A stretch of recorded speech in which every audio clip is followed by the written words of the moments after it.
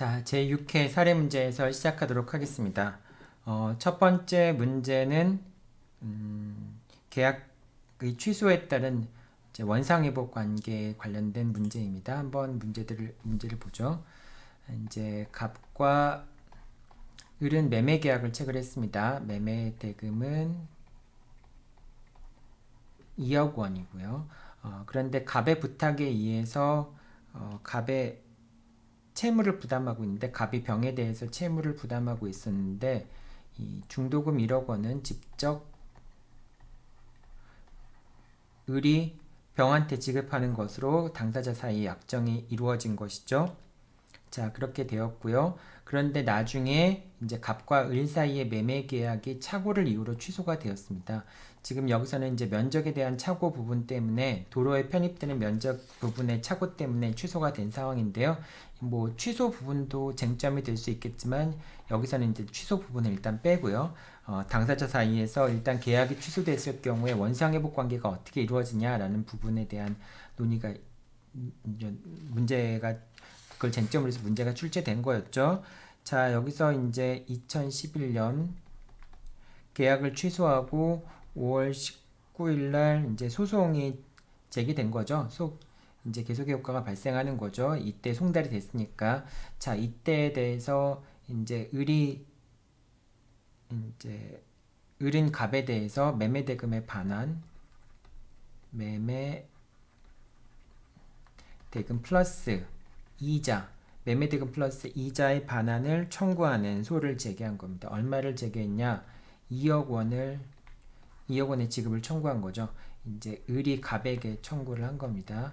여기에 대해서 이제 갑이 어떤 항변을 하냐면은 자기는 첫 번째 1억밖에 안 받았다라고 하는 항변을 하는 거죠.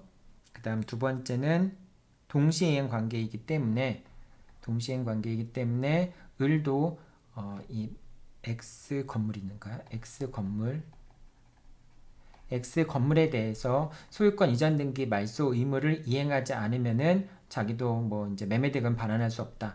자기는 이제 매매대금 1억밖에 안 받았으니까 1억만은 반환하겠다라고 하는 것과 그 다음에 그 매매대금 반환의 경우에도 X 건물에 대한 소유권 이전 등기 의무와 동시행 관계이기 때문에 소유권 이전 등기 말소 의무와 동시행 관계이기 때문에 소유권 이전 등기를 말소해 준다면은 뭐 X 건물에 대해서 또 매매대금 반환하겠다는 거고 혹시 반환할 의무가 있다가 하더라도 그다음 세 번째는 이자는 반환할 필요가 없다. 동시행 관계이기 때문에 갑의 목적물 매매대금 반환 의무와 을의 소유권 이전 등기 말소 의무가 동시행 관계이기 때문에 이행지체에 빠지지 않는 이상은 이자를 지급할 필요가 없다라고 하는 세 가지 항변을 한 거죠.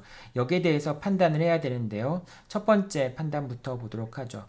자, 일단은 지시급부에 의해서 이제 갑이 병한테 지급할 것을 요청해서 을이 병한테 매매대금을 지급한 경우에 이것은 갑에게 매매대금을 지급한 것과 다르지 않죠. 그렇기 때문에 계약이 취소되는 경우에 그 매매대금, 계약이 취소되거나 해지되는 경우에 원상회복을 청구한다면은 그 원상회복은 갑에 대해서 청구할 수 있는 것이지 병에 대해서 청구할 수 있는 게 아닙니다.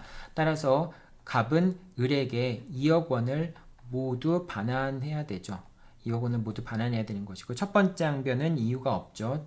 갑의 첫 번째 항변은 두 번째 항변은 동시행 관계이다라고 하는 건데 비록 갑과 을의 원상회복 의무가 서로 대가적 채권 채무 관계에 있는 건 하지만은 형평의 원칙상 원상회복 의무는 동시에 이루어지는 것이 타당하기 때문에 두 번째 이제 갑의 항변은 이유가 있는 거죠. 동시행 관계는 맞습니다.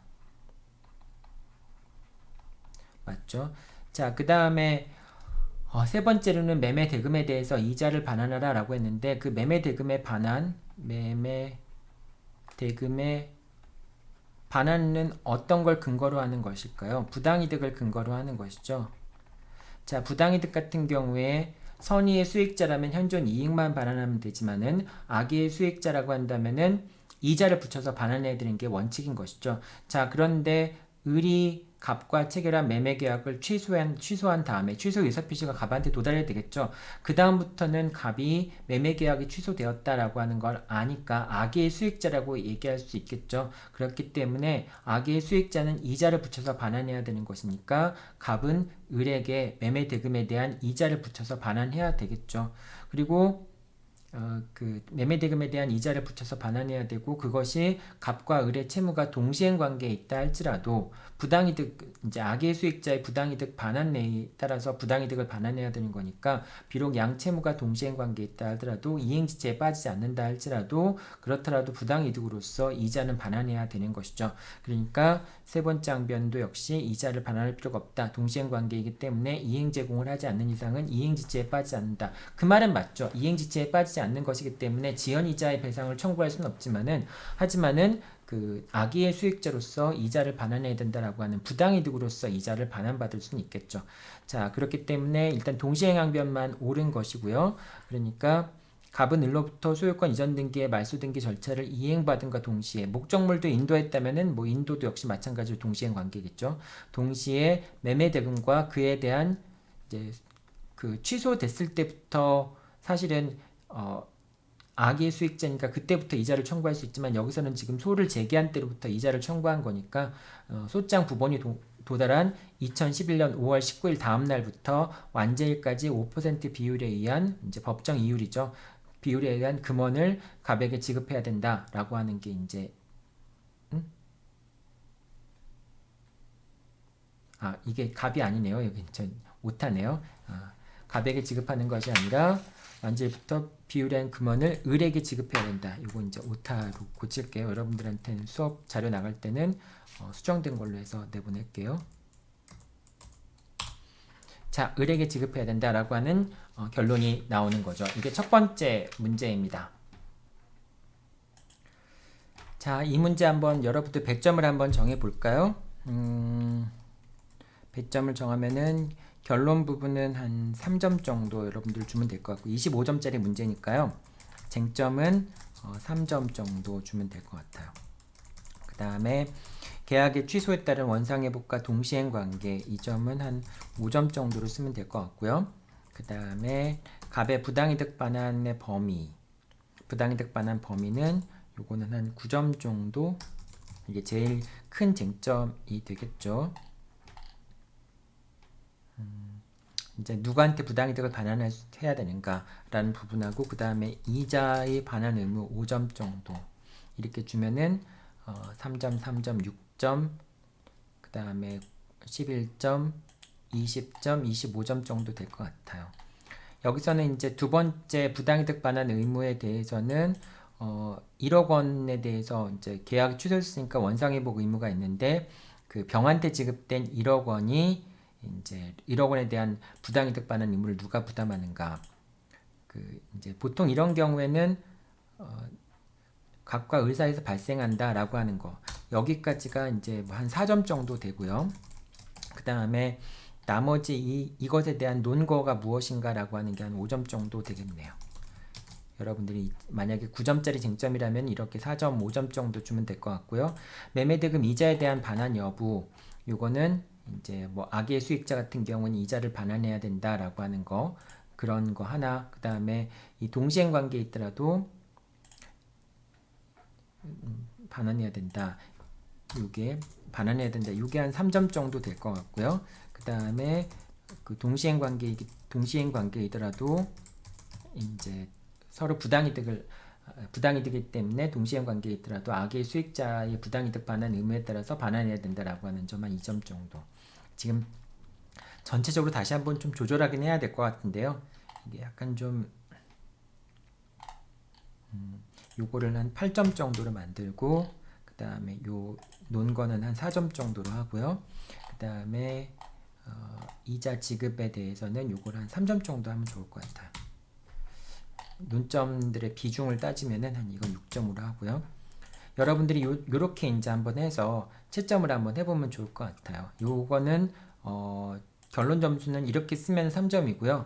그러니까 이걸 앞에 나왔든 뒤에 쓰든 어쨌든 이렇게 쓰면 3점 정도 주면 되고, 여기에 대해서 뭐 예를 들면은 매매 대금을 반환해야 된다라든지 뭐 그런 한 1억만 반환하면 된다든지 이렇게 됐을 경우에는 한 부분 점수를 1점 정도는 줄 수 있을 것 같아요. 그러니까 일부분을 빼먹었을 경우에는 1점 정도를 줄 수 있고, 아니면은 그냥 아예 0점을 주는 방법도 있어요. 이게 일부러 썼다고 해서 2점까지 주기는 좀 어려울 것 같고요. 한 1점 정도 주면, 만약에 이제 일부분 정도로 썼다면 방향은 맞는데 뭐 동시행이면서 뭐 이자 부분을 빼먹었다든지 그러면 한 1점 정도는 줄 수 있을 것 같아요. 문제의 쟁점에서는 각각의 어떤 쟁점들이 문제가 되는지 뭐 그런 내용들을 쓰면 될 것 같고요. 그 다음에 취소에 따른 원상회복 의무, 부당이득 반환 범위, 이게 이제 제일 큰 쟁점이 되겠죠. 이렇게 쓰고요. 그 다음에 매매대금에 대한 이자의 반환 여부, 뭐 이것도 역시 6점 정도로 해서 이렇게 쟁점을 나누면 될 것 같습니다. 자, 이것도 이제 두 가지 쟁점으로 나누는 거니까 이제 이렇게 점수들이 나뉘면 되겠죠. 여러분들이 여기에 맞춰서 한번 채점을 한번 해보세요. 첫 번째 문제가 25점짜리 문제니까 그렇게 채점을 해보면 될 것 같습니다. 자, 그 다음 두 번째 문제 보도록 하죠. 자, 두 번째 문제 살펴보도록 하죠. 두 번째 문제는 지금 이제 갑과 을이 매매 계약을 체결했고, X를 넘겨받은 을이 정과 공사 도급 계약을 체결하고, X에 대해서 계량을 하는 공사, 계량 공사를 하는 그 도급 계약을 체결했죠. 이제 이렇게 됐는데 공사 대금은 8천만 원이었고요. 8천만 원이 공사 대금이었고요. 이제 그 뒤에 갑과 을의 매매 계약이 취소가 된 거죠. 취소가 된 다음에 이제 어떻게 처리될 것인가라고 하는 게 이제 문제가 됩니다. 취소가 된 다음에 이제 갑이 정한테 X를 반환 청구하는 거죠. 유치권을. 근데 이제 정 같은 경우에는 공사 도급 계약 따라서 공사 대금 채권을 담보하기 위해서 X에 대해서 유치권을 행사하고 있는 상황이었고요. 유치권을 행사하고 있는 상황이었고, 이제 갑이 정에 대해서 X 목적물에 반환을 청구했지만 정은 유치권을 행사하고 있고, 자, 이 경우에 정이 을한테 8천만 원을 계속 달라고 했는데 을이 8천만 원을 주지 않자 정은 갑에 대해서 8천만 원의 지급을 청구하는 8천만 원의 지급을 청구하는 소를 제기한 거죠. 이 8천만 원의 청구하는 소를 제기한 것은 이제 청구 원인은 뭐냐면은 첫 번째, 정은 8천만 원에 대해서 민법 203조에 따라서 유익비 상환 청구권이 있고, 그 유익비 상환 청구권을 갑한테 행사하겠다라고 하는 그런 거고요. 두 번째는 부당이득 반환 의무가 있다. 부당이득 반환 의무가 있다. 즉 정이 공사 도급 계약을 통해서 건물을 개량한 것에 대한 이득이 갑한테 귀속이 됐는데, 갑은 아무런 법률상 원인 없이 그 이득을 취득하게 된 것이므로 정 같은 경우에는 그런 경우에는 부당이득, 이제 갑한테 부당이득 반환을 청구할 수 있다라고 하는 것이고요. 세 번째는 또 저 목적물을 개량해야 되는 것은 갑의 사무인데, 그 사무를 정이 수행했으니까 사무 관리가 성립하게 되고, 사무 관리에 따라서 비용 상환 청구권을 행사할 수 있다라고 하는 게 이제 정의 주장인 것이죠. 자, 이렇게 이제 정의 주장한 것에 대해서 하나씩 한번 살펴보죠. 민법 203조에 따라서 비용 상환 청구권 행사할 수 있다라고 했는데, 지금 갑과 을과 정 사이에는 공사 도급 계약이 체결돼서 정이 그 공사 도급 계약에 따라서 사무를 이제 그 공사를 진행한 것이기 때문에 정과 갑 사이에는 비록 소유자 점유자 사이의 관계가 성립하지만은 이 경우에 정은 도급 계약에 따라서 자기의 그러니까 이제 공사를 이행한 것이기 때문에 도급 계약에 따라서만 보수를 받을 수 있고, 203조의 비용 상환청구권을 행사할 수 없게 됩니다. 계약 관계의 기초에서 비용을 지출한 경우에는 그 계약 관계에 따라서 그 비용 상환 청구권 문제가 해결돼야 되죠. 그러니까 을과 정 사이에 임대차 계약이 있거나 도급 계약이 있거나 이런 계약 관계가 있고, 그 계약 관계의 기초에서 비용 상환 청구권을 행사할 수 있는 경우에는, 그런 경우에는 203조에 따라서 비용상환청구권 행사할 수 없죠. 그렇기 때문에 정은 갑에 대해서 비용상환청구권은 203조에 따른 비용상환청구권을 행사할 수 없습니다. 그 다음에 부당이득 반환 청구권인데요. 이건 전형적인 전용물 소권인 거죠. 을이 도급계약에 기초해서 을한테 이제 갑이 도급계약에 기초해서 을한테 급부한 것이 결국은 갑의 이익으로 돌아갔을 경우에, 그런 경우에 을은 이제 정은 을에 대해서 계약상, 공사 도급 계약상의 그 공사 대금 보수를 청구할 수 있을 뿐이지 그 이익이 갑한테 귀속됐다고 해서 갑한테 그 비용상환청권 부당이득 반환 청구를 할 수 있는 건 아니죠. 비록 을이 이제 무자력이라 할지라도 그렇다는 얘기입니다. 이제 이 논리는 아까도 얘기했지만은 뭐 이렇게 되면은 결과적으로 이제 그 갑에 대한 유효한 변제, 그러니까 이제 그 뭐 계약상의 위험 같은 것들을 제3자한테 이전시키고 뭐 그런 논리 때문에 결과적으로 정은 을에게 이제 그 보수를 청구할 수 있을 뿐이지 갑에게 직접 그 부당이득 반환 청구를 할 수 없다라고 하는 것이죠. 그 다음 세 번째 논거 중에 사무관리 부분이 나오는데요. 지금 목적물을 계량하는 것은 갑의 사무가 맞긴 맞지만은 그리고 정은 다른 사람의 타인의 사무를 관리한 것은 맞긴 맞지만은 그 정이 타인의 사무를 관리하게 된 것은 을과 정 사이의 도급계약에 기초해서 타인의 사무를 관리하게 된 거잖아요. 그러니까 법률상 원인 없이 타인의 사무를 관리한 것으로 볼 수 없기 때문에 사무관리가 성립한다고 볼 수 없겠죠. 자, 그래서 이렇게 이제 문제가 해결되면 됩니다. 자, 그러면 이제 이것도 하나씩 한번 그 점수를 한번 부여해 보죠. 결론 점수니까 25점 정도 되니까 3점 정도 결론 점수를 부여하면 될 것 같고요. 그 다음에 이거는 문제의 쟁점은 한 2점 정도 부여하면 될 것 같아요. 첫 번째 비용상환청구권은 요거는 7점 정도 부여하면 될 것 같고요. 비용상환청구권은 도급계약에 따라서 지출한 것이기 때문에 203조에 근거해서 비용상환청구권 행사할 수 없다라고 하는 얘기가 되는 거고요. 그 다음에 부당이득 반환 청구권 이것도 역시 7점이라고 보면 될 것 같아요. 그래서 그러한 이득으로 부당이득 반환 청구할 수 있다 한다면 도급인이 무자력이라는 위험을 뭐 정의 스스로 감수해야 되는데 그렇지 않다라고 하는 거. 정의 갑에게 부당이득 반환을 청구할 수 있다면은 을이 무자력인 경우에 도급계약상의 채권자인 정을 을의 다른 채권자보다 우대하는 결과가 된다는 것이고요.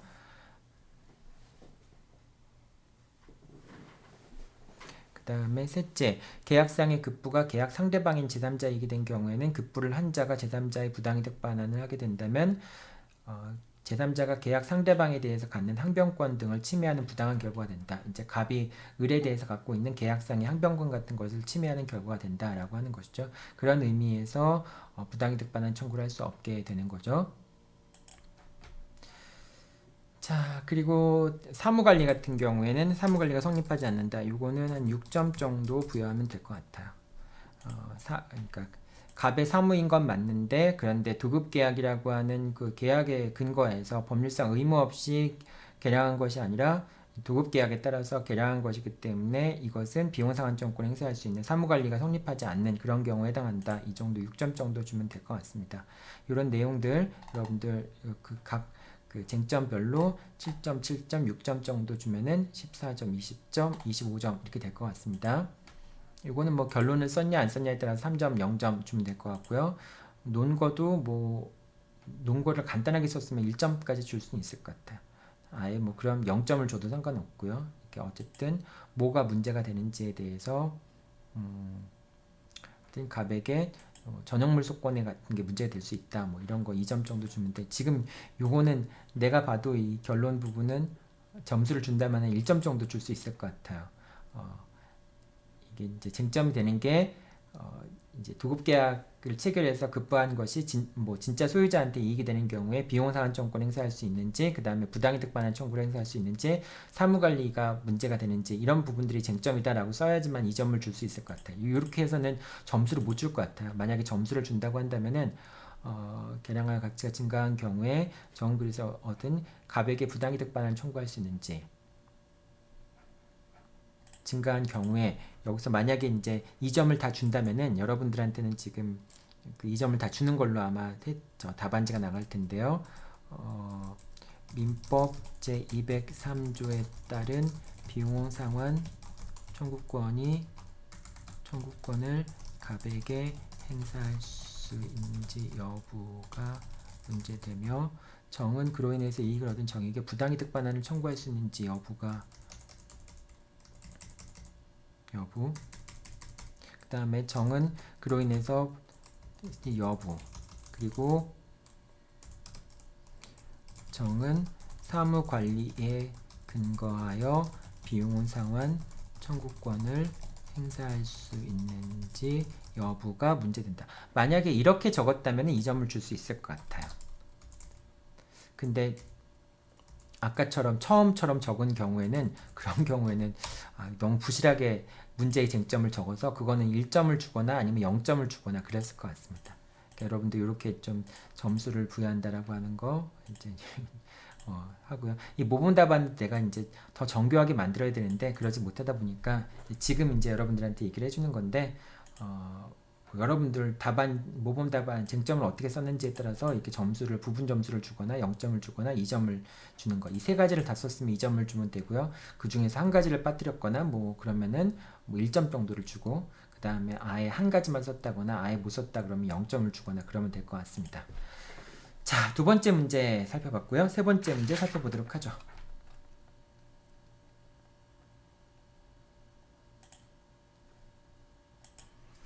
자, 2문의 1번 문제 보도록 하죠. 2문의 1번 같은 경우에는 갑이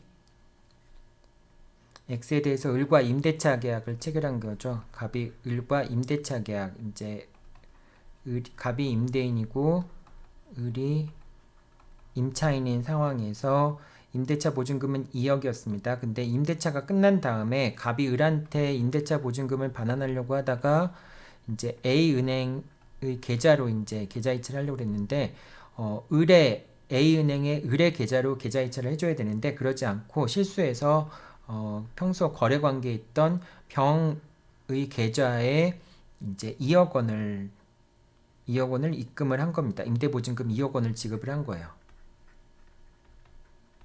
계좌 이체를 한 거죠. 사실상. 자, 이랬을 경우에 어떻게 되느냐? 차고송금의 문제인 것이죠. 차고송금의 문제인 경우에는 이제 결국은 갑이 뭐 은행에 대해서 부당이득 반환 청구를 할 수 있느냐, 병에 대해서 부당이득 반환 청구를 할 수 있느냐, 이제 이런 부분이 문제가 되는데 결과적으로 A은행은 예금 채무를 부담하는 것이기 때문에 병이 예금 채권을 취득한 것이고요. 그러니까 이득자는 병이라고 볼 수 있으니까 손실자는 갑이고 그 다음에 그 이득과 손실 사이에는 인과관계가 있고 병이 이득을 얻은 것에 대해서 법률상 원인이 없기 때문에 병이 예금 채권을 취득한 것은 부당이득이라고 볼 수 있고요. 따라서 그 예금 채권에 해당하는 것만큼의 부당이득을 갑한테 반환해야 된다라고 하는 게 이 전체적인 문제의 취지인 것이죠. 자, 그러면 이제 이 문제 같은 경우에는 이렇게 이제 그 내용들이 정해져 있는데 이것도 한번 점수를 한번 매겨 볼게요. 15점짜리 문제니까 15점짜리 문제니까 결론 점수는 한 3점 정도 줄 수 있을 것 같아요. 이것도 결론 점수는 문제의 쟁점 같은 경우에는 뭐 1점 정도 줄 수 있을 것 같아요. 이거는 문제 자체가 복잡한 문제가 아니라 쟁점이 하나짜리 문제이기 때문에 그냥 1점 정도 줄 수 있을 것 같고요. 착오로 인한 계좌이체 이거는 이제 전체 중심된 쟁점이니까 한번 11점 정도가 될 것 같고요. 그 다음에 손실과 이익이라고 하는 부분인데 이제 부당이득이거나 일반론 부분에 대해서 요건론을 점수를 약간 좀 주면 좋을 것 같아요. 부당이득이 성립하기 위해서는 손실이 있어야 되고 손실과 이득이 발생해야 하고 손실과 이득 사이에 인과관계가 존재해야 하고 이득의 법률상 원인이 없어야 한다. 요거를 이제 부당이득의 일반적인 쟁점으로 한 2점 정도 하고요. 그 다음에 처음에 이제 손실과 이득이라고 하는 건데요. 그 다음에 손실에 대해서는 한 2점 정도 주면 될 것 같아요. 그 다음에 이득이 누구한테 있었냐? 이제 A은행에는 이득이 발생하지 않았다. 뭐 이건 2점 정도 주고요. 그 다음에 병은 예금 채권을 취득했으니까 병은 예금 채권을 취득한 것에 대해서 이득을 얻었다. 3점 정도 주면 될 것 같아요. 그럼 지금 몇 점이에요? 4점, 9점, 11점, 11점, 13점, 11점, 14점, 14점이죠. 1점 남았네요. 그래서 뭐 이제 요거 1점을 주나요? 뭐 이렇게 할 수 있을까요? 이게 요건을 너무 많이 줬나 점수를? 요거를 2점을 주고요. 그 다음에 손실과 이제 이익 사이에 인과관계가 있고 그 다음에 병의 이득에도 법률상 원인이 없으므로 부당이득 반해가 성립하며 착오한테 송급액을 반환해야 된다. 요거를 한 2점 정도로. 그러니까 이거 좀 약간 뭐 부당이득의 요건 문제 2점, 그 다음에 이익 손실에 손실 이익에 관련된 거 이렇게 2점. 요거를 1점만 줘도 되려나요? 1점만 줘도 되고 2점 줘야 되겠네. 이렇게 해서 이제 점수를 합니다. 지금 여러분들한테 내가 이제 급하게 점수 배점을 만들어 줬잖아요. 이것도 이제 채점을 하다 보면 이렇게 채점하다 보면 너무 점수가 잘기 때문에 좀 채점하기가 되게 어려운 경우들이 많아요. 그래서 약간 좀 뭉뚱그려서 채점을 하면 좀 더 편하긴 하거든요. 근데 어쨌든 이렇게 중요한 쟁점을 11점짜리 놓은 다음에 이렇게 점수를 또 세분화시켜서 할 수도 있고요. 아니면 또 목차를 나눠서 점수를 또 부여할 수도 있어요. 이렇게 더 세부적으로 줄 수도 있고요.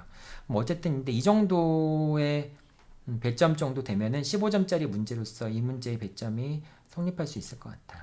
여러분들이 요거에 따라서 한번 채점을 해보는데 요건을 썼는가, 그 다음에 손실 부분에 대한 요건을 검토했는가, 이득 부분에 대한 요건을 검토했는가. 이득 부분에 관한 요건이 5점짜리죠. 그러니까 누구한테 이득이 있었는가라고 하는 관점에서 2점하고 3점이니까 5점짜리죠.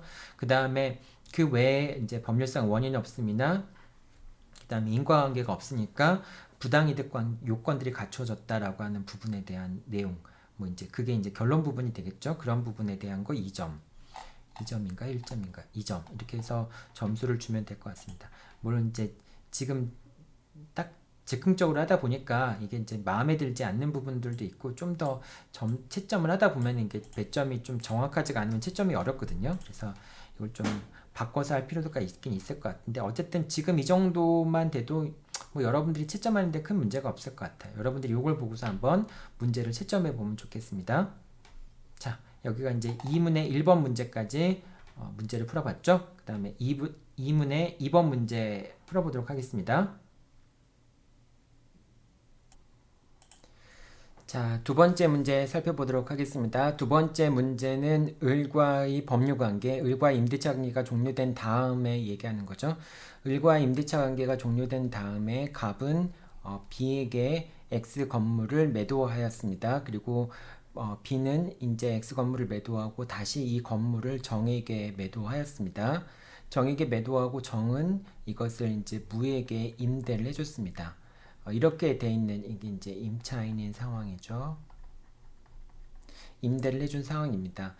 그런데 여기서 이제 문제가 되는 것은 B가 잔금을 지급하지도 않고 서류를 위조해서 소유권 이전 등기를 한 것이죠. 따라서 B 명의의 소유권 이전 등기는 등기가 무효가 되고요.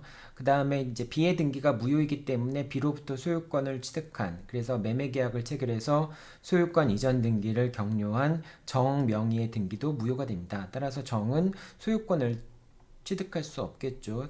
정 명의의 등기도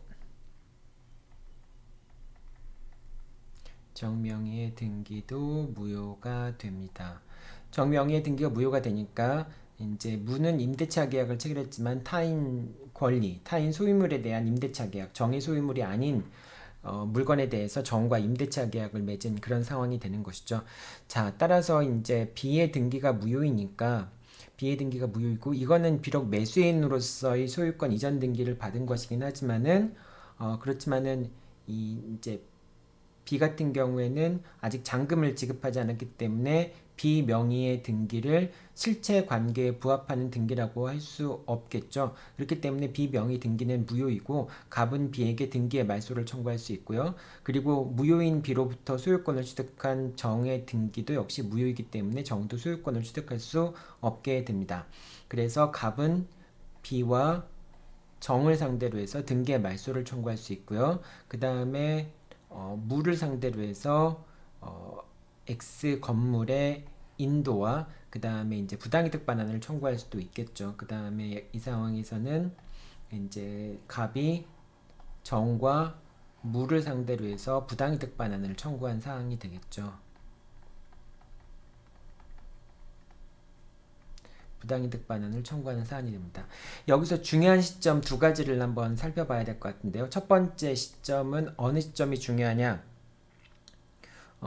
정의 소유권을 취득한 시점 2011년 12월 1일 날 X 건물을 인도받고 소유권을 취득했죠. 그리고 그날 같은 날 정의 인도받자마자 무와 임대차 계약 체결한 임대차 계약 기초에서 무에게 다시 또 인도를 했습니다. 이렇게 무에게 넘어간 거니까 2011년 12월 1일 날을 기점으로 해서 정과 무는 사용 수익을 시작했다라고 얘기할 수 있겠죠. 정은 이제 임대인으로서 간접 점유자가 되는 것이고요. 무는 임차인으로서 직접 점유자가 되는 것이 되겠죠. 그래서 2011년 12월 1일 날 이 시점이 중요한 시점에 해당합니다. 또 한 가지 중요한 시점이라고 한다면은 2012년 4월 5일 날이 되겠죠.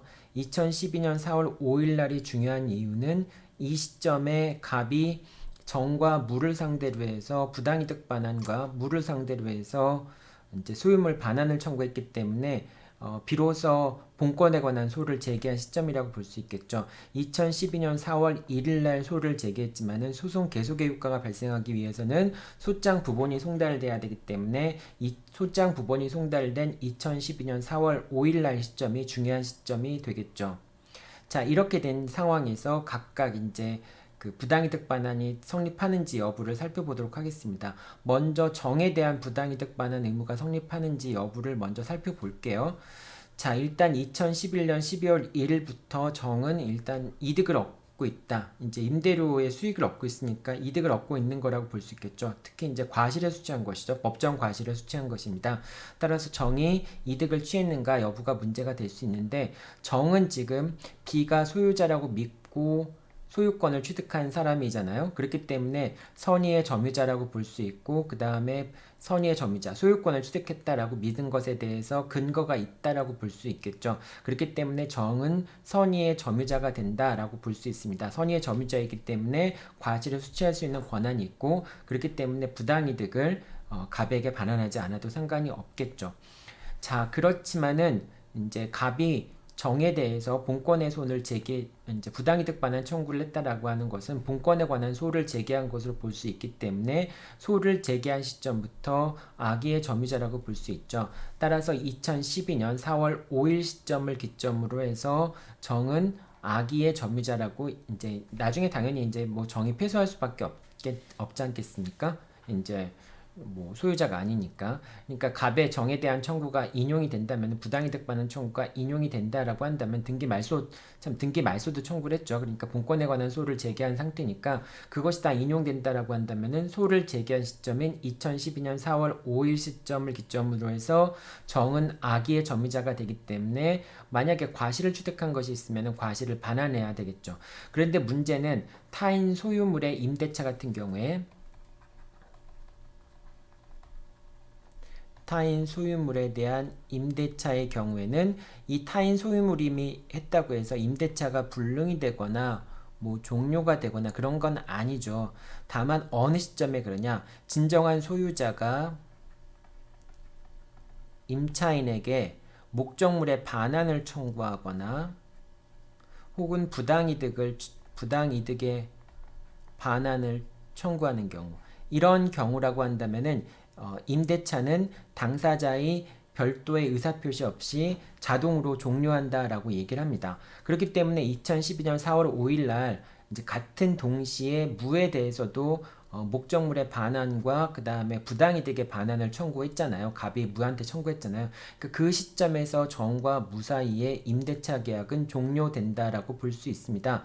정과 무 사이의 임대차 계약이 종료되니까 당연히 종료되니까 더 이상 정은 과실을 취득할 수 없게 되는 상태가 되는 거죠. 그러니까 2012년 4월 5일 시점부터 정은 악의의 점유자라고 되지만은 그 시점부터는 임대차 계약 자체가 종료하기 때문에 더 이상 정이 무로부터 과실을 수취할 수 있는 상황이 아니고, 그렇다고 정이 목적무로부터 사용 수익을 누리고 있는 상황도 아니기 때문에 정은 부당이득을 반환할 의무가, 부당이득이 없게 되죠. 그러니까 이득 자체가 없게 되죠. 그러니까 이득이라는 요건이 탈락되기 때문에 부당이득 반환을 청구할 수 없게 되겠죠. 자, 그러니까 갑이 정에 대한 청구는 첫 번째 2011년 12월 1일부터 그 다음에 2012년 4월 5일 시점까지는 선의의 점유자이기 때문에 부당이득을 반환할 의무가 없게 되고요. 그 다음에 2012년 4월 5일부터는 임대차 계약이 종료하기 때문에 더 이상 정은 얻은 것이 없게 되죠. 이익이 없게 되는 것이죠. 그렇기 때문에 이익이 없기 때문에 정에 대한 그 부당이득이 성립하지 않는다. 그렇기 때문에 결과적으로 이렇게 되나 저렇게 되나 그 정에 대한 부당이득 반환 청구권은 인정되지 않겠죠. 그래서 갑은 정에게 부당이득 반환 청구를 할 수 없게 되고요. 그 다음에 갑은 무에게 부당이득 반환 청구를 할 수 있겠느냐?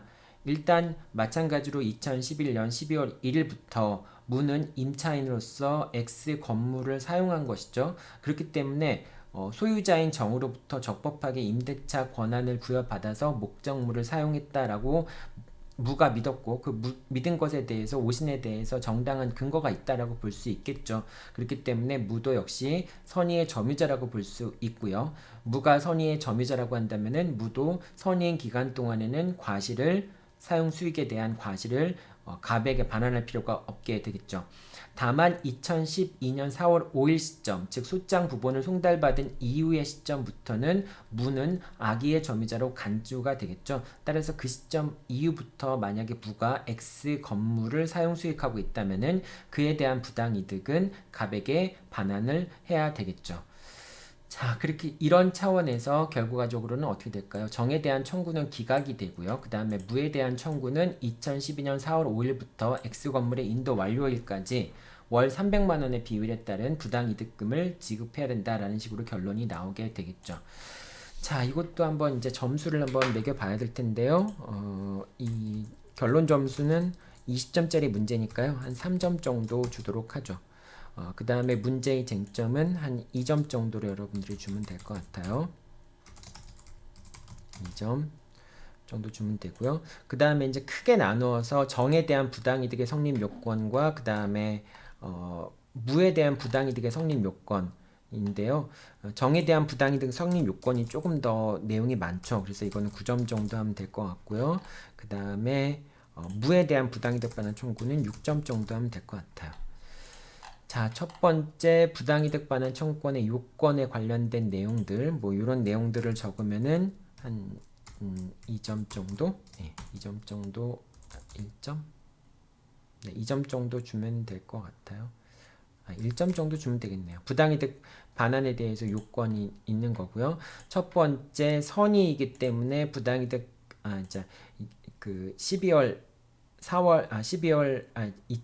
4월 5일 시점 이후부터는 임대차 계약이 종료하기 때문에, 그래서 임대차 계약이 불능되기 때문에 더 이상 차임을 그 이득이 있다라고 볼 수 없다라고 하는 점. 그러니까 2012년 4월 그 5일 이후에는 부당이득이 성립하지 않는다라고 하는 점.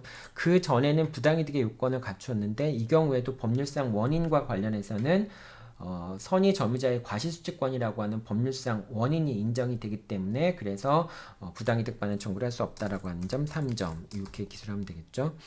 자, 그 다음에 요거는 이제 뭐 위에 거랑 같이 연결되는 거라고 볼 수 있을 텐데요.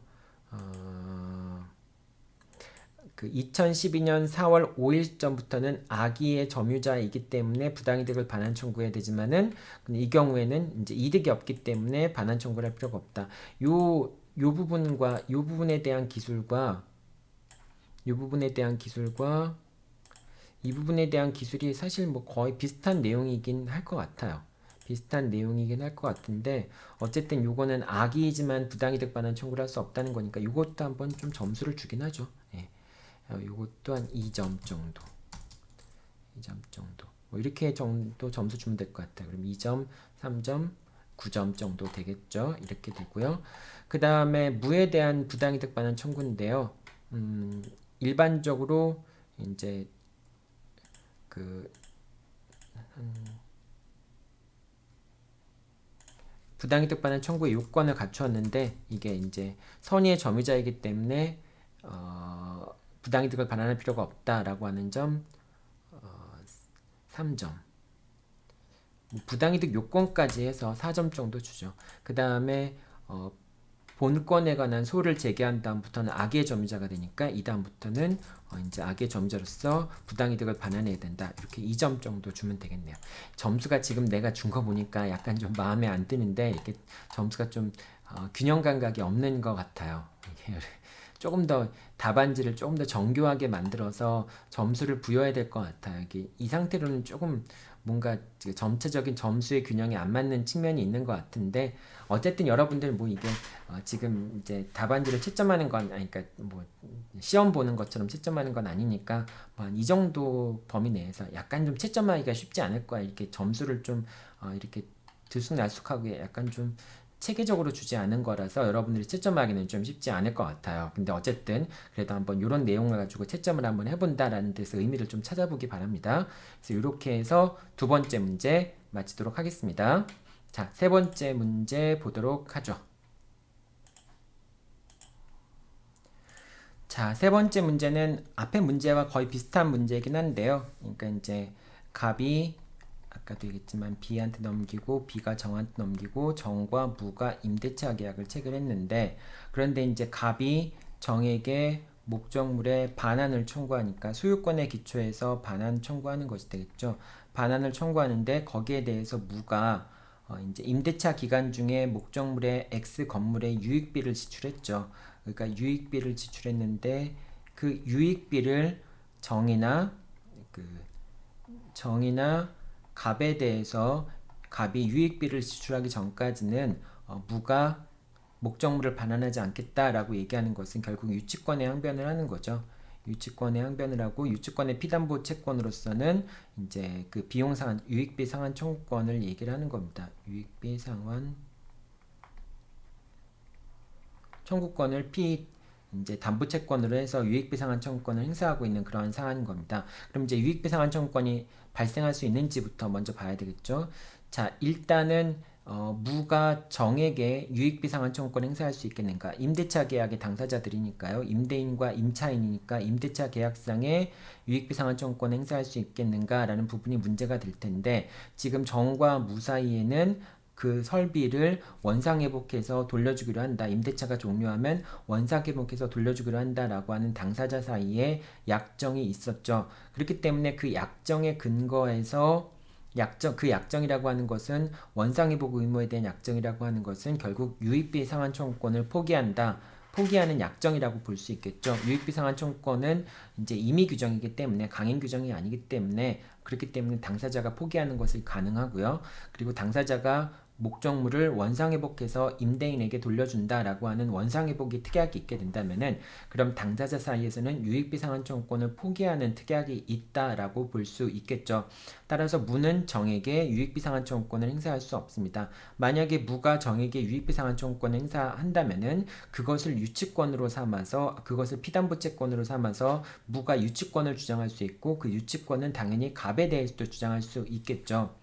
따라서 만약에 무가 정에 대해서 유익비 상환 청구권을 갖는다라고 한다면은 무는 갑에 대해서도 유치권을 행사할 수 있고 그럼 법원은 어떤 식의 판결을 내리게 됩니까? 상환 이행 판결을 내리게 되죠. 그래서 무는 정으로부터 유익비를 지급받음과 동시에 갑에게 X 건물을 인도하라 이런 식의 상환 이행 판결이 내려질 텐데 지금 무는 정에게 이제 유익비 상환 청구권 행사할 수 없는 상황이 되는 것이죠. 자, 그럼 두 번째 이제 정에 대한 청구는 이제 기각이 될 테고요. 그럼 이제 갑에 대해서 유익비나 부당이득 반환을 청구할 수 있겠는가라는 이제 지출한 유익비를 이제 203조에 따른 비용 상환 청구권으로서 또는 부당이득 741조에 따른 부당이득 반환 청구권으로서 행사할 수 있겠는가라는 여부가 문제가 될 텐데요. 첫 번째 이제 비용 상환 청구권 상환 청구권 행사할 수 있겠는가라는 문제인데요. 자, 무가 갑에게 상환 청구권 행사할 수 있는 것처럼 보일 수도 있겠죠. 왜냐하면 얘가 소유자이고요. 회복자이고 그 다음에 무가 점유자이기 때문에 그렇죠. 자, 그런데 점유자가 점유하는 기간 동안에 적법한 권한에 의해서, 그러니까 적법한 임대차 계약에 따라서 임대차 계약 자체는 적법하죠. 그 이제 다만 소유자한테 뭐 대항력이 이건 대항력을 갖추더라도 소유자한테 주장할 수 없는 것뿐이지. 그런 임대차 계약 관계에 기초해서 비용을 지출했을 경우에는 그 계약 관계에 따라서 비용 상환 청구권의 문제가 해결돼야 된다라는 것이 원칙인 것이죠. 따라서 갑과 무는 점유자 회복자 사이의 관계이긴 하지만은 무가 비용을 지출한 것은 계약 관계에 기초해서 비용을 지출한 거니까 그 계약 관계에 따라 처리가 돼야 되는 것이고요. 그리고 정과 무 사이에서의 계약 관계에서는 비용 유익비 상환 청구권을 포기한다는 특약이 있었던 것이죠. 그러니까 결과적으로 무는 정한테 청구할 수 없지만은 어쨌거나 이제 무가 갑에 대해서 이제 비용 상환 청구권 행사할 수 없는 거는 맞죠. 왜냐하면 이 203조에 따른 비용 상환 청구권은 무가 이제 적법한 계약 관계 없이 비용을 지출했을 경우에 그런 경우에 이제 문제가 되는 것이기 때문에 무가 임대차 계약에 기초해서 비용을 지출한 경우에는 임대차 계약의 법리에 따라서 해결돼야 되고 소유자한테 회복자한테 비용 상환 청구권을 행사할 수는 없다라고 하는 겁니까? 그러니까 당연히 이제 무는 갑에게 유익비 상환 청구권을 행사할 수 없게 되겠죠. 자, 그렇다면은 무가 갑에게 부당이득 반환을 청구할 수 있는가라는 부분이 문제가 됩니다. 왜냐하면 지금 무에게는 비용을 지출한 손실이 있었고 갑에게는 그 설비로 인해서 건물의 가치가 증가했으니까 건물의 가치가 증가하는 이익을 얻었죠. 갑이. 결과적으로 그 인과관계도 있고요. 그럼 이 경우에 무가 갑에게 이제 그 부당이득 반환 청구를 할 수 있는가라는 문제가 이제 발생을 하죠. 이걸 보통 우리가 전용물 소권이라고 얘기를 하죠. 계약상의 급부가 제3자의 이익으로 돌아가는 경우에 그 제3자한테 이제 부당이득을 반환 청구할 수 있는가라고 하는 게 전용물 소권의 문제이잖아요. 자, 그런데 우리나라에서는 전용물 소권이 인정이 되지 않죠. 그 인정이 되지 않는 이유는 왜냐하면 이제 그 무는 계약 관계에 따라서 비용을 지출했으면은 계약 관계에 따라서 정의 무자력인 위험을 무가 떠안아야 되는 것이고요. 그 다음에 무를 정의 다른 채권자들보다 더 우대할 필요가 없다. 즉 정이 무자력인 경우에 무는 갑으로부터 받을 수 있도록 함으로써 무를 정의 다른 채권자보다 우대할 필요성도 없고요. 그 다음에 만약에 이제 무가 갑에 대해서 부당이득 반환 청구를 한다라고 한다면은 갑이 정에 대해서 갖고 있는 어떤 법률 관계 여기서는 지금 정확하게 해당하지는 않지만은 항변권 등이라든지 그런 게 이제 침해될 수 있다라고 하는 여기서는 지금 항변권이 발생하진 않아요. 근데 보통 전용물 소권에 관한 관계에서는 갑이 이제 수익자가 이 정에 대해서 갖고 있는 수익자라고 주장되는 사람이 정에 대해서 갖고 있는 그러한 항변권 등이 침해될 우려가 있기 때문에 그렇기 때문에 전용물 소권이 인정되지 않는다라고 얘기를 하죠. 자, 그래서 무는 갑에 대해서 부당이득에 근거한 반환 청구도 행사할 수 없게 됩니다. 결과적으로 이제 무는 정이나 갑에 대해서 비용 상환 청구권이나 부당이득 반환 청구권을 행사할 수 없으니까 뭐 그것을 기초로 해서 유치권을 주장할 수도 없게 되겠죠. 자, 그러니까 갑의 무에 대한 그 인도 청구는 그러니까 전부 인용이 되는 상황이 될 겁니다. 자, 그래서 갑의 청구가 전부 인용이 되는 것이죠. 자, 이것도 한번 점수를 한번 체크해 볼까요? 청구 인용 결론 부분은 점수가 이게 15점짜리니까요. 한 2점 정도 주면 좋을 것 같아요. 그 다음에 문제의 쟁점은 비용 상환 청구권 이제 정과 이제 무가 갑과 하는 경우에 뭐 이제 무가 유익비 상환 청구권을 정과 갑에게 행사할 수 있는가 여부가 문제가 된다라고 하는 점이죠. 이 문제의 쟁점은 한 1점 정도 주면 될 것 같아요. 그 다음에 정에 대한 유익비 상환 청구권 계약 관계가 있는 경우에는 그 계약 관계에 따라서 비용의 문제가 처리돼야 된다라고 하는 점을 적었으면 4점 정도 주면 될 것 같아요. 자, 그 다음에 이제 갑에 대해서 유익비 상환 청구권. 자, 적법한 계약관 아니다. 요거는 아까 정에 대한 유익비 상환 청구권이라고 하는 것은 당사자 사이에 원상 회복의 특약이 있었으니까 비용 상환 청구권을 행사할 수 없다. 비용 상환 청구권을 포기한 것으로 볼 수 있다라고 하는 점에 대한 논거가 4점 정도 주면 될 것 같고요. 그 다음에 이제 갑에 대한 유익비 상환 청구권 요것도 4점 정도 주면 될 것 같아요. 요거는 이제 결과적으로 계약 관계에 기초해서 비용을 지출한 경우에는 그 계약 관계에 기초해서 비용 상환 청구권의 문제가 처리돼야 되고 203조에 따른 비용상한증권의 규정은 적용되지 않는다. 그렇기 때문에 갑에게 비용상한증권을 행사할 수는 없다라고 하는 점, 이게 4점 정도 되겠죠. 자, 그 다음에 이제 전용물 소권이 인정되지 않는다라고 하는 점, 부당이득 이제 203조가 아니라 741조의 부당이득 반환 청구권에 근거해서 이제 무가 갑에 대해서 부당이득 반환 청구를 할 수 있겠느냐? 전용물 소권이 이제 부정된다. 그 다음에 전용물 소권이 부정되는 이유가 무엇인지 뭐 이런 논거 같은 걸 적어주면은 4점이 될 겁니다. 만약에 전용물 소권이 부정된다라고 하는 결론만 적어줬다면은 뭐 한 1점 내지 2점 정도 줄 수 있을 것 같고요. 그 다음에 논거까지 다 적었다라고 하는 경우에만 4점을 주면 되겠죠. 다른 것도 마찬가지입니다. 그냥 간단하게 뭐 이제 203조에 따라서 비혼상한증권 행사할 수 없다라는 것 정도만 적은 경우에는 한 뭐 1점 내지 2점 정도 주면 될 것 같고요. 그 다음에 그 이유가 무엇인지 이제 계약관계에 있을 때는 계약관계에 따라서 그 비용상한증권의 문제가 처리돼야 되지 203조의 문제로 넘어가면 안 된다라고 하는 내용까지 자세히 기재해 준 경우에는 4점을 주면 될 것 같고요. 뭐 이제 결론만 간단하게 적으면 한 1점 내지 1점 정도 아니면 2점 정도 주면 될 것 같아요. 자, 이렇게 해서 여러분들 3번 문제까지 쭉 한번 살펴봤습니다. 이제 문제를 푸는 도중에 여러분들 뭐 자세히 본 사람들은 이제 알 수도 있겠지만은 문제를 푸는 도중에 약간 좀 문제가 마음에 안 들어서 이제 강의 이제 1문 끝난다 2문의 1번 문제 푼 다음에 2번 문제와 3번 문제는 다른 문제를 교체를 해서 지금 문제를 풀어가고 있습니다.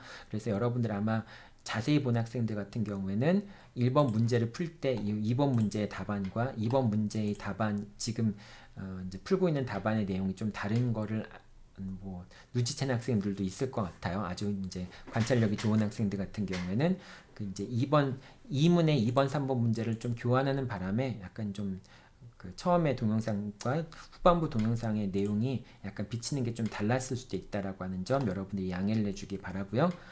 일단 점수를 한번 여러분들한테 부여했고, 그러니까 요거에 따라서 여러분들이 여러분들의 답안지를 한번 채점을 한번 해보세요. 그리고 그 답안지 제출할 때 그 점수 내용들도 한번 조금 여러분들이 그 채점을 한 상태에서 제출하기 바랍니다. 네, 여러분들 수고했습니다.